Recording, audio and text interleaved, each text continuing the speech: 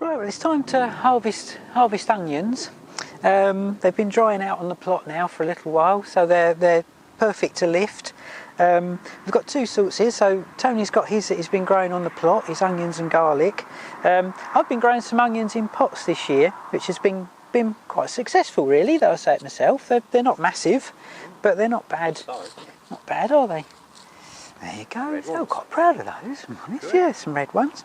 You don't need a big plot, do you? No, we don't. So yeah, you can literally just grow a few in buckets. And as they started off, you know, with all the bulbs almost touching, and harvest the first few as spring onions.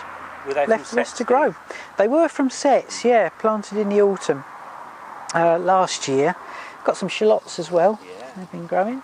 Sort of one bulb. So not too bad.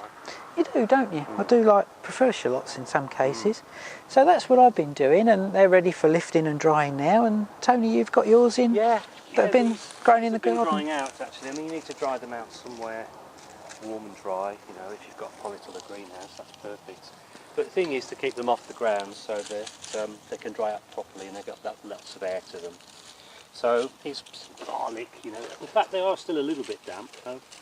These certainly are. These need drying. Lay them out. Like Steve, I tend to grow a lot more shallots now than onions. I find they store better. And they're nice and bite-sized. You don't always need a big onion.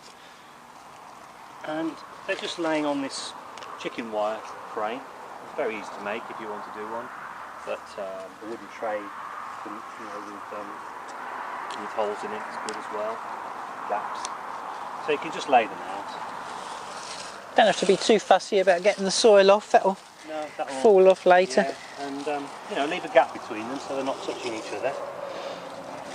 And the thing is, once they're dried out, as these are, you can start thinking about storing them, usually in a frost-free shed is what you want, and you can just sort of get a few together.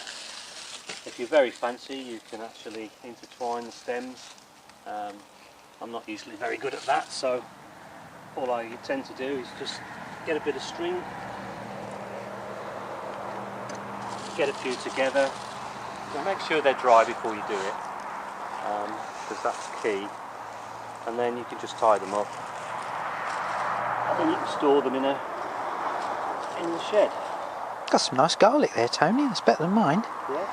Not bad at all, is it? Fine. I let them go over a little bit too much before I pick them, but usually the garlic that we grow will last us all winter and through to next summer.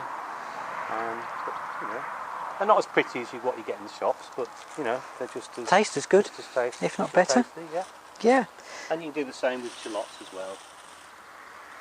Oh, and just to mention, we have had a lot of rain lately, so obviously if you're putting them out on the wire rack like this and your rain's forecast, better to put them under cover in the polytunnel or just anywhere, carport, whatever, just to keep the rain off them.